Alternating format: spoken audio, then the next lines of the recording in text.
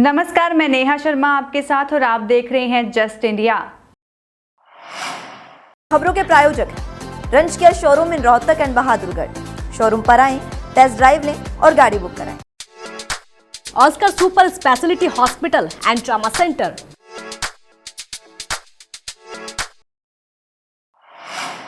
प्रवर्तन निदेशालय ने कथित 1392 करोड़ रुपए के बैंक ऋण धोखाधड़ी मामले में जुड़ी मनी लॉन्ड्रिंग जांच के तहत वीरवार को हरियाणा कांग्रेस विधायक राव दान सिंह के आवास पर छापेमारी की।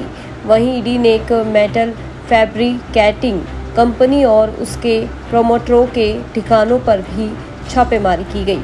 केंद्रीय एजेंसी के गुरुग्राम कार्यालय द्वारा हरियाणा के महेंद्रगढ़, बहादुरगढ़ और गुरुग्राम, दिल्ली और जमशेदपुर सहित लगभग 15 स्थानों की तलाशी ली जा रही है। सूत्रों ने बताया है कि इसमें महेंद्रगढ़ निर्वाचन क्षेत्र के 65 वर्षीय विधायक, उनके बेटे Akshat Singh, company allied streams limited यानी कि ASL और इसके प्रमोटर मोहिंद्र अग्रवाल, गौरव अग्रवाल और कुछ अन्य के परिसर शामिल है। ASL company cold roll steel उत्पादों के निर्माण करती है। कंपनी पर 1392 करोड़ रुपए के बैंक ऋण धोखाधड़ी मामले में शामिल होने का आरोप है और 2022 में CBI द्वारा मामला दर्ज किया गया था। राज्यसभा विपक्ष को एक साझा उम्मीदवार उतारना चाहिए और विपक्ष की एकता होगी तो भारतीय जनता पार्टी को राज्यसभा में पटक नहीं दे पाएंगे। मगर मुझे लगता है नेता प्रतिपक्ष जो है उनने मैदान पहले ही छोड़ दिया, वो कमजोरी अपनी दिखा चुके हैं।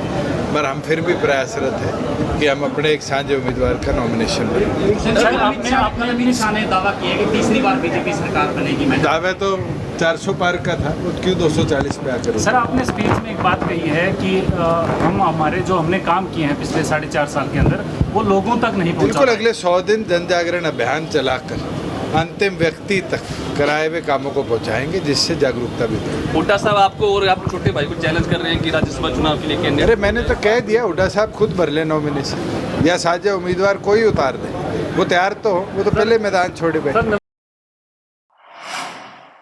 जो भी संगठन हमारा जो है वो निर्णय करता है और जो भी एक कार्यकर्ता के नाते हमें जिम्मेवारी देता है तो हम उसको पूरी मेहनत के साथ, पूरी शिद्दत के साथ निभाते हैं। और अब उसी कड़ी में ही अगर जो भी जिम्मेवारी, मैं आपके सामने फिर से कहना चाहूंगी कि जो भी जिम्मेवारी हमारा शीर्ष नेतृत्व और हमारा संगठन हमें देगा उसको हम पूरे मेहनत के साथ निभाएं। हमारी पार्टी जो है वो, हमारा संगठन जो है, आपने देखा होगा कि इसमें पहले से ही सबको साथ लेकर चलने की बात की जाती है। तो हम लोग सभी इस बात में विश्वास रखते हैं कि सभी वर्ग जो है उनका उचित जो है उनका प्रतिनिधित्व होना चाहिए और सबको जो है इसके अंदर महत्व मिलना चाहिए और सबका साथ, सबका विकास, सबका विश्वास और सबका प्रयास, ये माननीय प्रधानमंत्री नरेंद्र मोदी जी ने जो हमें मूल मंत्र दिया था, उसी मूल मंत्र को आगे बढ़ाते हुए हम लोग काम करते हैं और सभी को साथ लेकर चलते हैं। नूह में उद्योग एवं वाणिज्य और श्रम मंत्री हरियाणा सरकार मूलचंद शर्मा ने लघु सचिवालय के सभागार में जिला लोक संपर्क एवं कष्ट निवारण समिति की मासिक बैठक की अध्यक्षता की। इस दौरान 14 परिवादों की सुनवाई की, जिसमें 8 का मौके पर ही निपटारा कर दिया गया। 6 शिकायत को पेंडिंग में रखा गया है। इस दौरान मंत्री मूलचंद शर्मा ने कहा है कि कष्ट निवारण समिति की बैठक में एक शिकायत पर एक महिला ASI को सस्पेंड करने के आदेश दिए गए हैं। मंत्री ने कहा है कि जमीन ऑनलाइन पंजीकरण के मामले में आज शिकायत मिली है, इसके लिए जांच के आदेश दे दिए गए हैं। जो भी अधिकारी इसमें दोषी पाया जाएगा उसके खिलाफ भी कार्रवाई की जाएगी। 8 पुरानी थी, 6 नई थी और टोटल 14 शिकायत में 6 पेंडिंग है और 8 का निपटान हम कर चुके हैं। और एक जो रिश्वत में जो 1 लाख रुपए है उसकी क्या है कि हमारी जो उसकी पिछली रिपोर्ट उसके आधार पर, इसके आधार पर उसके खिलाफ कार्रवाई सस्पेंड की है। और इसमें से जो भी लोग हैं और जो लोगों की मांग थी, जो लोगों ने की थी, उसमें अधिकारियों ने, हमने सब मिलकर की बातों को सुना है और जो लोगों की शिकायत थी और लोगों से संतुष्ट हैं। कैथल स्थित संगम कैफे में अनैतिक कार्य करवाने के मामले में कैफे और होटल संचालक को गिरफ्तार कर लिया है। इस मामले की जांच डीएसपी मुख्यालय उमेद सिंह की ओर से कैफे होटल संचालक फरल निवासी आरोपी दीपक को गिरफ्तार कर लिया है। पुलिस प्रवक्ता ने बताया है कि थाना सिविल लाइन के सुरक्षा एजेंट की शिकायत दी थी और कि उसे सूचना मिली है कि अम्बाला रोड कैथल स्थित एक होटल के बेसमेंट में कैसीनो कैफे के नाम पर मालिक दीपक कैफे में बैठकर चाय पिलाने की आड़ में लड़कियों से अनैतिक कार्य करवाता है। सूचना मिलने पर डीएसपी उमेश सिंह और ASI Vijendra Singh, HC Ashwani, HC Satyavan, महिला सिपाही आरती और महिला सिपाही प्रियंका के साथ रेडिंग पार्टी का गठन करके उक्त कैफे पर दबिश दी थी। दबिश के दौरान वहां आरोपी दीपक मिला। पूछताछ में वह कोई संतोषजनक जवाब नहीं दे सका। आरोपी के खिलाफ थाना सिविल लाइन में मामला दर्ज कराया गया। जोधपुर में असिस्टेंट सब इंस्पेक्टर के महिला से छेड़छाड़ करने का मामला सामने आया है। महिला का आरोप है कि एएसआई ने उसका हाथ पकड़कर 5,000 रुपये मांगे। जब बचकर जाने लगी तो गाड़ी को 2-3 बार टक्कर भी मारी। इधर पीड़िता महिला की पहले थाने में शिकायत दर्ज नहीं की गई और जब मामला तुल पकड़ने लगा तब ट्रैफिक डीसीपी ने आरोपी एएसआई को लाइन हाजिर कर सस्पेंड कर दिया। मामला सोमवार रात का है। पीड़ित महिला ने बताया है कि मैं सोमवार रात 9:30 बजे स्कूटी पर भास्कर चौराहे से सरदारपुरा स्थित घर के लिए रवाना हुई। रेलवे कॉलोनी स्थित शराब के ठेके के पास पहुंची ही थी कि एक बाइक सवार पुलिसकर्मी मेरा पीछा करने लगा। थोड़ा आगे उसने आवाज देकर रोका और पास आकर हेलमेट के बारे में पूछा। पुलिसकर्मी के मुंह से शराब की तेज दुर्गंध आ रही थी और मैंने उससे कहा कि जल्दबाजी में हेलमेट पहनना भूल गई। इसके लिए सॉरी भी बोला। महिला ने बताया कि पुलिसकर्मी बोला कि 5,000 रुपये दो वरना चालान कटेगा।